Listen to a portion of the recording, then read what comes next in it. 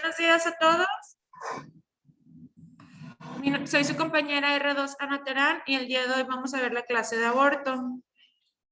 Vamos a comenzar con un cuadro clínico. Sí, tenemos una paciente femenina de 30 años de edad, cruzando un embarazo de 9 semanas de gestación por fecha de última menstruación. Refiere un inicio de cuadro clínico aproximadamente de 24 horas de evolución, caracterizado por presentar sangrado transvaginal en escasa cantidad, acompañado de dolor leve, de intensidad leve en hipogastro. Niega cualquier otro síntoma. ¿Sí?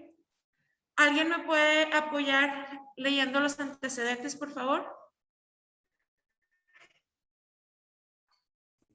Pues si quieres yo, Fer. Antecedentes personales patológicos. Asma bronquial, última crisis hace 2 años.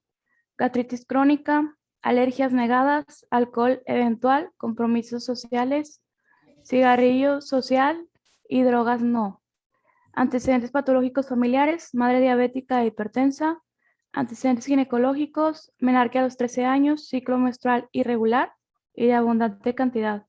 Métodos anticonceptivos ninguno. Fecha de última menstruación el 28 de febrero del 2016.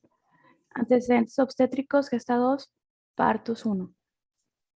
Gracias, Mayra. Bueno, la fecha de última menstruación es como viene en el artículo que encontré, por eso lo dejé tal cual. Sí, pero para el día de que la revisaron tenía 9 semanas de gestación.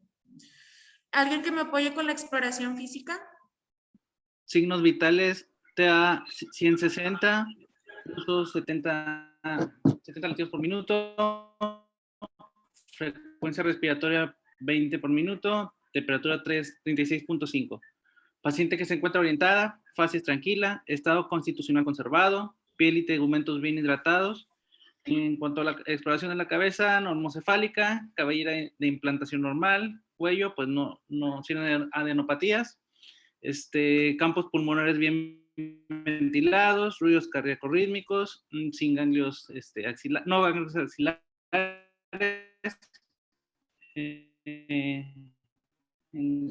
exploración de abdomen simétrica, motricidad conservada. Del examen físico obstétrico, altura uterina no valorable, exploración vaginal con escasa ginecorragia, cuello uterino posterior cerrado. Okay. Aquí en la exploración física, pues importante que la paciente esté estable, ¿sí? No trae fiebre, no trae taquicardia, sus respiraciones están bien. Y en la exploración ya dirigida encontramos que el abdomen pues está doloroso, la palpación en hipogastrio, y al tacto vaginal encontramos escasa ginecorragia y el cuello uterino posterior cerrado. Hablando de aborto, pues esto es muy importante, la exploración ginecológica, para ver hacia dónde va orientado nuestro diagnóstico. Encontramos que dice que está duro, cerrado el cérvix, ¿verdad? Pero tenemos la presencia de sangrado escaso con dolor abdominal. Hasta aquí, ¿ustedes qué creen de diagnósticos podemos tener o cuáles son los diagnósticos de sospecha que esperarían encontrar? Amenaza de aborto. Amenaza de aborto. ¿Cuál otro? Embarazo ectópico.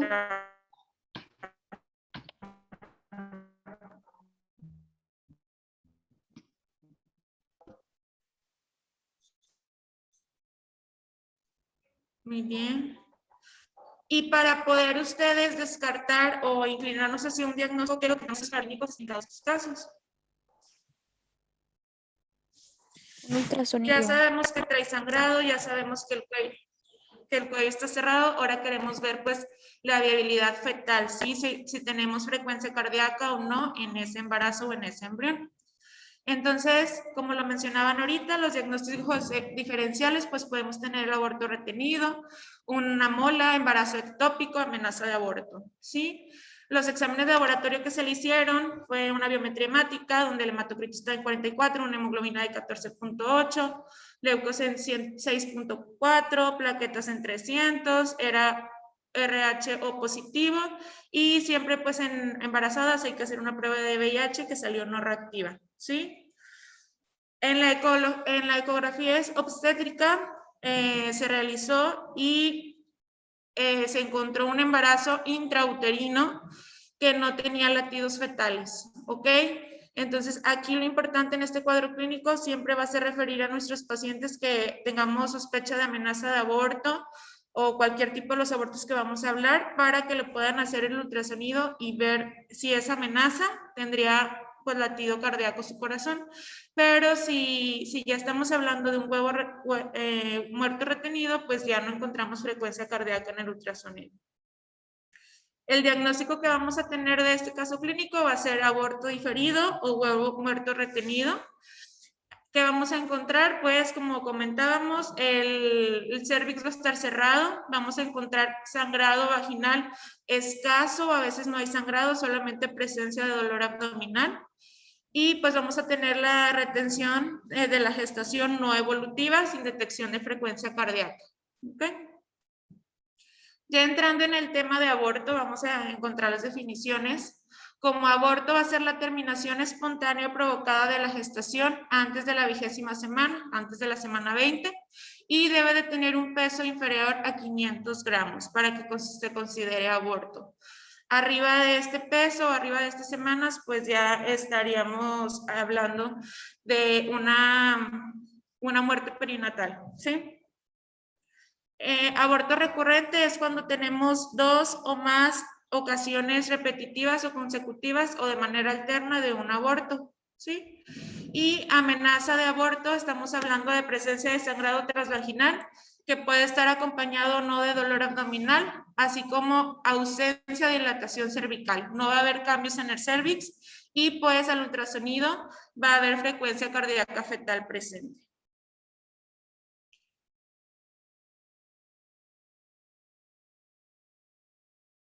El aborto espontáneo es el más común, representa del 50 al 70% de todos los embarazos.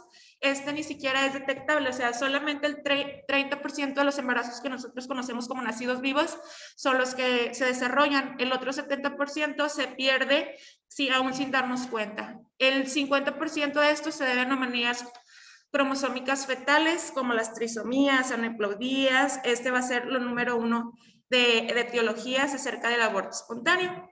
También tenemos causas maternas. ¿Alguien que me podría decir alguna causa materna que se les ocurra para embarazo, abortos? Historial Pues, de un aborto previo.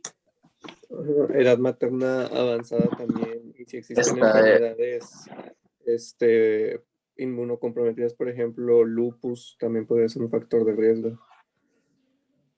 el síndrome de fosfolípido también es una causa de abortos espontáneos. Perfecto. Anomalías estructurales de la vagina también. Sí, todos esos son factores de riesgos maternos, excelente. De los más importantes o los más conocidos es la edad materna avanzada, ¿sí? Tenemos que para los 20 a 30 años de edad, este se aumenta un 9 a 17%, pero a partir de esta edad se incrementa de una manera muy significativa. A los 35 años hablamos de un 20%, a los 40 de un 40%, y arriba de 45 años estamos hablando ya de un 80% de riesgo a presentar un aborto. Como lo decían ahorita, también el haber tenido ya un aborto, esto nos hace tener más riesgo. Anomalías uterinas anatómicas, como lo que son los miomas, los pólipos, anomalías anatómicas de lo que es el útero, pues vamos a tener riesgo en implantación y por eso va a estar comprometido lo que es el embarazo. Enfermedades autoinmunes, estas están más relacionadas a embarazos también de repetición, como el síndrome de antifosfolípidos, un descontrol metabólico en la diabetes también, y consumo de drogas, alcohol, tabaco también está relacionado. Infecciones como sífilis, rubiola, toxoplasmosis también están relacionados con abortos, ¿sí? Cuando nos llega un paciente embarazada con dolor abdominal con sangrado, se tiene que hacer una historia clínica completa y, como lo mencionábamos, un examen físico completo ginecológico para poder ver lo que es el sangrado y valorar también cómo está el cuello uterino para poder clasificar en qué etapa se encuentra nuestro aborto. Entonces es importante incluir la especuloscopía para poder visualizar y valorar el cervix. También para ver que no haya ninguna lesión, a veces puede ser causado por algún traumatismo, por ejemplo, al tener relaciones sexuales, que haya habido una laceración, que haya también un CACU, que haya lesiones tipo pólipos en el canal cervical. Entonces es importante realizar nosotros en primer nivel pues una valoración ginecológica.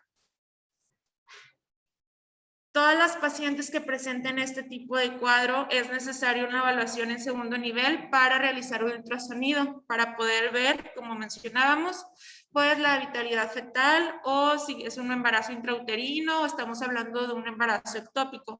Entonces, importante la referencia para poder realizar el ultrasonido. Ya hablando de la clasificación del embarazo, como lo comentábamos, la primera etapa pues es la amenaza de aborto, ¿sí? Este va a ser un embarazo de producto vivo con contracciones uterinas con o sin sangrado genital y el cuello uterino, aquí la característica va a ser que estar cerrado, ¿ok? Y pues al ultrasonido va a haber frecuencia cardíaca fetal si ya estamos en semanas en las que se escucha. Ya cuando estamos hablando de un aborto en curso o inevitable, estamos hablando de que ya hay modificación del cervix o hay una ruptura de membranas, ¿sí? Entonces el canal pues ya va a estar permeable y ya va a empezar a haber un poco más de sangrado abundante y continuamente, como se ve ahí en la imagen que se lo señala. Un aborto incompleto, pues ya estamos hablando de que hay expulsión parcial de tejidos fetales, placentarios o líquido amniótico. El sangrado pues va a ser más persistente, las contracciones van a seguir aumentando y van a estar persistiendo. Y pues vamos a encontrar restos del embrión. Hablamos de un aborto completo, ya cuando se visualiza de manera completa el feto y los anexos ovulares. Y va a haber cese posterior de la hemorragia y también de las contracciones uterinas, porque pues en sí el útero ya desprendió todo lo que tenía que desprender. Todo esto pues se tiene que corroborar con ultrasonido. ¿Ok? ¿Alguna duda hasta aquí de las etapas del aborto?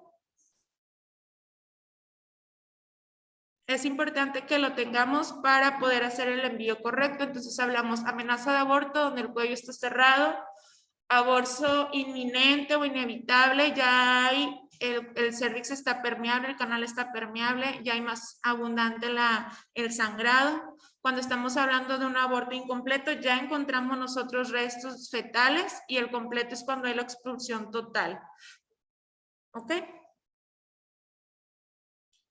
También tenemos lo que es el aborto diferido, que es el que hablábamos en el cuadro clínico. Este se va a caracterizar por la retención en la cavidad uterina del embrión o el feto muerto. No vamos a encontrar frecuencia cardíaca. Es importante valorarlo porque si no se trata, pues puede haber ya lo que es un aborto séptico. Esta ya va a ser una infección obstétrica que va a causar con fiebre y con compromiso del estado general de la paciente. Puede haber ya secreción purulenta, mal olor y signos pues ya de compromiso sistémico.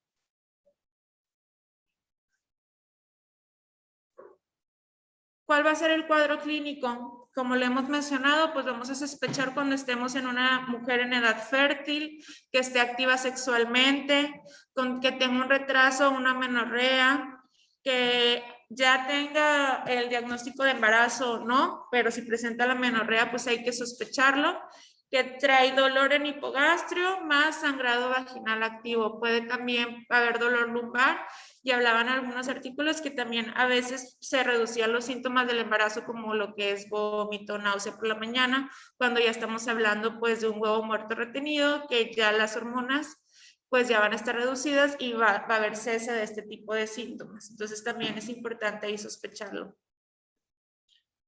¿Cómo vamos a hacer nuestro diagnóstico? Va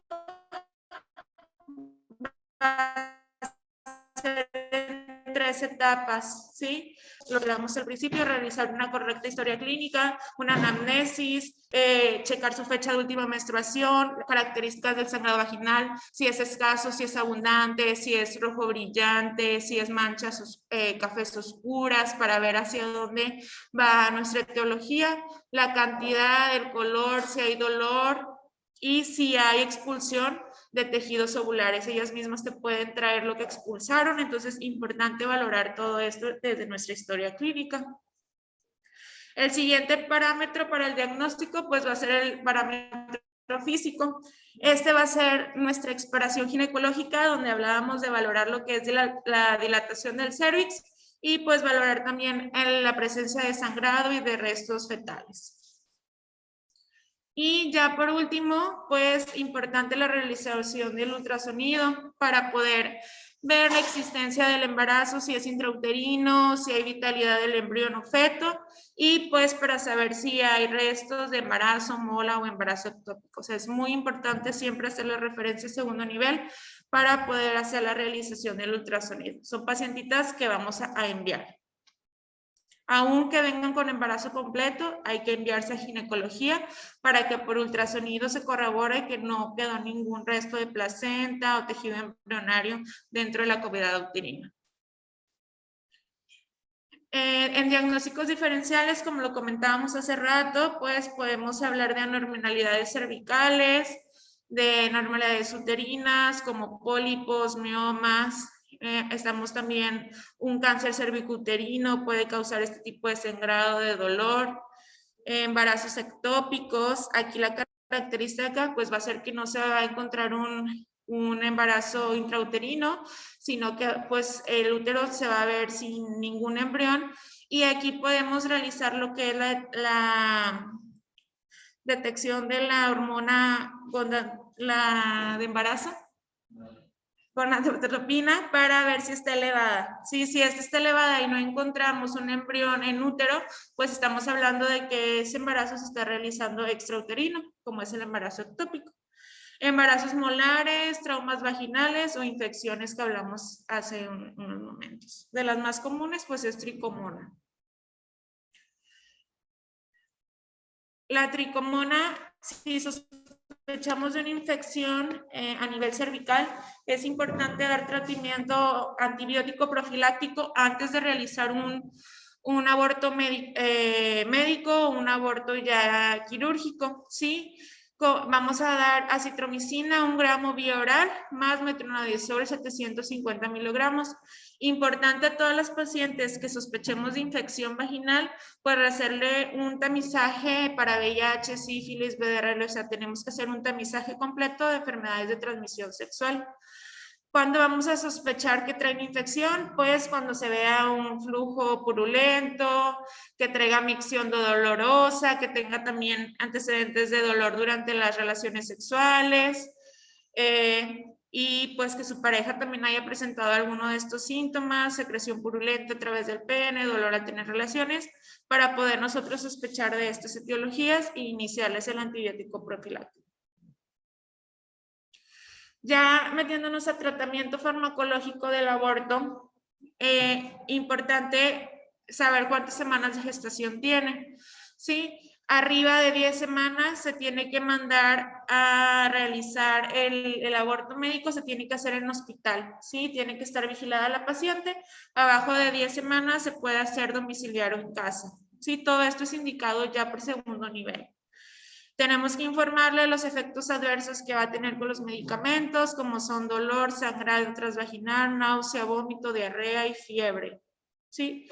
Si en una hora presenta abundante sangrado que llene sus toallas sanitarias de una manera abundante en más de una hora, que empiece a tener signos de hipotensión, dolor de cabeza y vómito, diarrea, pues tiene que acudir a segundo nivel a valoración urgente. Ya la dosificación para un aborto médico, hay dos tipos de tratamientos. Uno es la mifepristona con misoprostol, ¿sí? Y lo vamos a dividir si el aborto es menor de 12 semanas o si es mayor de 12 semanas. Si es menor de 12 semanas, la dosis va a ser de mifepristona de 600 miligramos, dosis única vía oral, más misoprostol de 48 miligramos, dosis única, ¿sí? 48 horas después de la primera dosis de la mifepristona, ¿sí? Si estamos hablando de un aborto ya arriba de 12 semanas, vamos a dar mifepristona de 200 miligramos vía oral, dosis únicas, más misopostrol 800 miligramos, que son 4 tabletas vías vaginal, ¿sí? Esto lo podemos seguidos de vía ya sublingual cada 3 horas de 400 microgramos, que serían 2 tabletitas.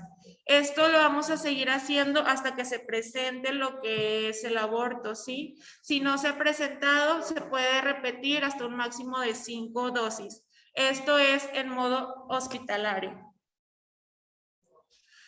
Hay otro manejo que es solamente con misoprostol. Sí, también lo vamos a dividir si el embarazo está abajo de 12 semanas o arriba de 12 semanas. Y la opción va a ser, decían las guías que no importaba tanto si era vía vaginal, oral, sublingual, pero aquí la OMS lo recomienda vía vaginal. Estamos hablando de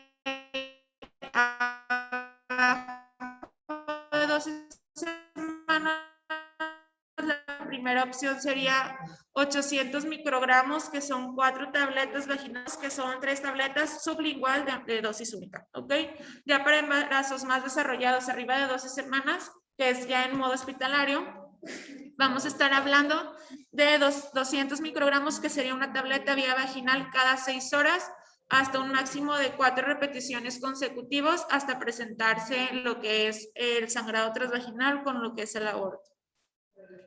¿Hasta aquí alguna duda? Esto es para tener un conocimiento de lo que se hace, pero realmente todo esto pues va a estar indicado por segundo nivel. Importante que nosotros conozcamos los efectos secundarios que pueden tener para orientar a nuestros pacientes en primer nivel, ¿sí? Todas las pacientes deben de ser citadas después de 24 horas de su primer dosis de misopostrol para poder valorar si ya tuvo lo que es el aborto completo. Igual se valora con un ultrasonido de 7 a 14 días después para corroborar que todo el aborto haya sido correcto, ¿sí? Igual como les mencionaba, los síntomas de alarma, sangrado excesivo, que tenga fiebre de 24 horas, un dolor abdominal intenso, pues tiene que acudir a valoración inmediata de urgencias. Ya hablando de tratamiento quirúrgico, vamos a tener 2 tipos de tratamiento. ¿Cuándo va a estar indicado? Cuando el sangrado es excesivo y persistente, cuando tenemos una paciente con inestabilidad hemodinámica, cuando hay evidencia de tejido retenido infectado, cuando estamos hablando de un aborto séptico, o una sospecha de una enfermedad trofobástica, ¿sí? Antes de realizar cualquier procedimiento se debe dilatar el cérvix, también con una dosis de misoprostol de 2 tabletas vía vaginal, 3 o 4 horas antes de que se realice el procedimiento. También las guías decían que estaba indicado dar profilaxis antibiótica con diclofenac 100 miligramos oral 1 hora previa al procedimiento y después 200 miligramos oral después de realizado el procedimiento quirúrgico. El AMEO, que es la aspiración manual endouterina, va a estar para pacientes menores de 12 semanas de gestación, ¿sí? Con una altura uterina menor de 11 centímetros y que tengan una dilatación cervical menor o igual a 1 centímetro. También está pues indicado para el aborto séptico. Ya el grado intrauterino pues va a ser para embarazos más avanzados, que es arriba de 12 semanas de gestación, con una altura uterina pues de 12 centímetros o más, una dilatación cervical de 1 centímetro o mayor, ¿sí? Importante pues saber tipo de complicaciones, podemos tener trauma abdominal, hemorragia, ¿sí? Para poder orientar ahí a nuestros pacientes. Esta es una tabla comparativa de las ventajas y desventajas que tenemos de los procedimientos quirúrgicos y del tratamiento médico. Como vemos, pues la ventaja del tratamiento médico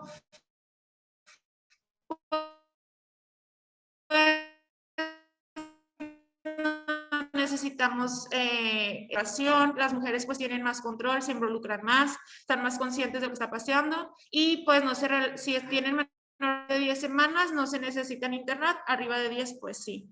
La desventaja pues es que va a haber efectos secundarios, va a haber sangrado, va a haber dolor abdominal y pues también la espera incertidumbre de que si va a ser efectivo o no. A veces no es efectivo este tratamiento. Y las ventajas de los tratamientos quirúrgicos, pues es que es más rápido, está controlado por lo que es el médico. Las mujeres pues no van a tener una participación mucho en esto y pues mencionaba aquí en la tabla comparativa. La desventaja pues es que es un procedimiento invasivo, ¿sí? Tenemos riesgo de una lesión uterina, una lesión cervical, también de infecciones y pues en la pérdida de la privacidad de autonomía de la paciente al estar en este procedimiento. La guía de práctica clínica, al final vienen los algoritmos, ¿sí? Aquí lo importante es saber que toda paciente que nos llegue con sangrado, con sospecha de embarazo, con dolor abdominal, pues hay que valorarla, hacerle una exploración ginecológica y con la exploración enviarla a segundo nivel para realizar el ultrasonido, ¿sí? Allá, ahora sí ya se van a poner en práctica lo que son estos guías. Si tenemos una gestación abajo de 20 semanas de embarazo, lo vamos a dividir de 11 semanas o menos y de 12 a 20 semanas, que es lo que la clasificación de aborto, pues sabemos que es un embarazo de menos de 20 semanas, ¿sí? Si tenemos un embarazo de 12 semanas o menos, vamos a ver las modificaciones cervicales, ¿sí? Si hay modificaciones cervicales, pues ya estamos hablando de un aborto completo, incompleto o en evolución y pues ya se va a pasar a lo que es la intervención quirúrgica. ¿Sí? Si no hay modificaciones cervicales, igual se tiene que realizar el ultrasonido para saber si hay vitalidad o no fetal. Y si estamos hablando de un aborto retenido o incompleto, pues también se va a pasar a tratamiento médico o a tratamiento quirúrgico. Cuando no hay modificaciones cervicales y en el ultrasonido ya se ve un aborto completo, aquí va a haber un manejo expectante, se va a citar a la paciente 24 horas para realizar otro ultrasonido y valoración con gonadotropinas, ¿ok? Si ya tenemos un embarazo de 12 a 20 semanas, igual vamos a hacer la exploración física, vamos a ver si hay modificaciones cervicales. Si hay modificaciones cervicales, igual pasamos ultrasonido y estamos hablando pues de un aborto en evolución, inevitable o incompleto y tenemos que ya dar el aborto con misoprostol o aborto médico, sí, como primera línea aquí lo manejan. Igual cuando no hay modificaciones cervicales se hace un ultrasonido y si es una evolución incompleto, igual se va a hacer la inducción hospitalizada, porque pacientes arriba de 10 semanas se tienen que quedar internados en hospital para poder evaluar su seguimiento, ¿sí? En la guía de práctica clínica nos refiere cuando debemos de mandar a una paciente segundo nivel como médicos familiares, pues a todos los pacientes que tengan caso de aborto inevitable, diferido, incompleto, completo, séptico, hay que hacer su referencia, ¿sí? Pacientes con factores de riesgo para aborto que ya han tenido abortos recurrentes, igual se tienen que hacer la valoración.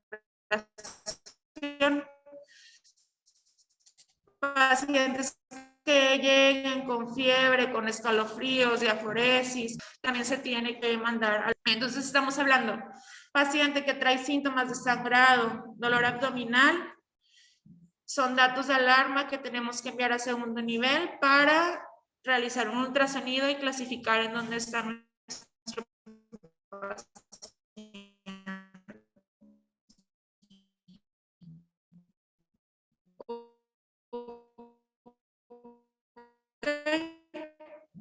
¿Hasta aquí alguna duda? La práctica clínica es de una semana, ¿sí? 7 días en promedio cuando estamos hablando de un aborto. Las consecuencias o lo esperado emocionalmente que puede tener nuestros pacientes, incluyendo pues en la pareja, debemos de tener un seguimiento adecuado con toda esta paciente, con la familia, para evaluar también su estado emocional. 7 días es lo que le damos de incapacidad, pero tenemos que valorar cómo está nuestra paciente emocionalmente y poder darle un seguimiento y un apoyo también en esta área. Aquí están las referencias y sería todo por hoy. No sé si alguien tiene una duda.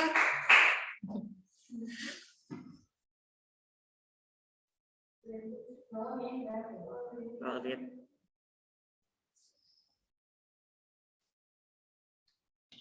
¿Dudas, chicos? ¿Alguna pregunta? No, Fer, todo muy bien. Muchas felicidades. Sí, excelente clase, Fer.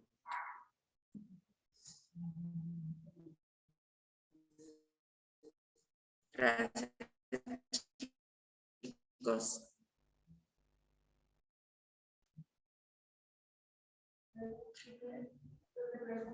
Chicos, este tema es bien importante, es uno de los, a veces de los temas que nos dan un poquito de dolor de cabeza dentro de primer nivel por la limitación que tenemos de las opciones o del manejo de este padecimiento, sobre todo que requiere complementar con estudios de imagen y demás. Con respecto, aquí tienen que aprender a dominar muy bien el hecho de decidir en qué momento esta paciente es candidata para qué tipo de incapacidad, por ejemplo, de acuerdo a cómo evolucionó, qué procedimiento le hicieron en segundo nivel, qué seguimiento le vamos a dar a la paciente y sobre todo el seguimiento posterior al padecimiento que va más enfocado en una crisis a nivel o en el subsistema familiar, ya sea conyugal o igual. Si hay hijos ya dentro de esa familia, pues también todo lo que implica la presencia de un aborto. Pero en el tema relacionado a lo administrativo, a veces nos quedamos allí con muchas dudas o los manejos a veces no son los más adecuados. Entonces, léanse muy bien los procedimientos que se tienen que llevar a cabo en este tipo de padecimiento, cuántas incapacidades o cuántos días de incapacidad requiere una paciente de acuerdo a qué procedimiento fue sometida, ¿ok? O qué vigilancia le tenemos que hacer, cuándo ya podemos dar de alta a este tipo de pacientes. Es muy importante que lo sepamos manejar porque son de las principales puntos que de repente se nos van o donde hay errores más comúnmente, ¿ok? Bueno, ¿alguien más quiere comentar algo antes de que cerremos sesión? Bueno, los veo muy platicadores. Ok, entonces por lo pronto sería todo.